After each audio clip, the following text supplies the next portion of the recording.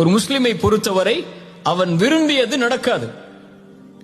அல்லாஹ் எதை விதித்தானோ அவனுக்கென்று எது முடிவு செய்யப்பட்டிருக்கிறதோ அதுதான் வாழ்வில் நடக்கும். ஒரு முஸ்லிமை பொறுத்தவரை எது அவனிடத்திலிருந்து எடுக்கப்பட்டாலும், எது அவன் விரும்பியது நடக்காவிட்டாலும், அவன் தேடிய உறவு கைகூடாவிட்டாலும், அவனை பொறுத்தவரை அவன் மனதில் நினைப்பது அல்லாஹுடைய நாட்டத்தில் உள்ளது. என் இறைவன் எனக்கு எப்போதும் நலவைத்தான் நாடி இருப்பான்.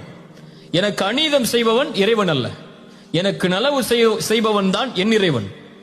என் தாய் எனக்கு கெடுதல் நினைக்க மாட்டாள், என் தந்தை எனக்கு கெடுதல் நினைக்க மாட்டாள், என்னை நேசிக்க கூடியவன் எனக்கு கெடுதல் நினைக்க மாட்டான். அதுபோல்தான் என்னை படைத்தவன் இவர்களை விடவெல்லாம் மேலானவன், அவன் ஒருபோதும் எனக்கு கெடுதல் நினைத்திருக்க மாட்டான்.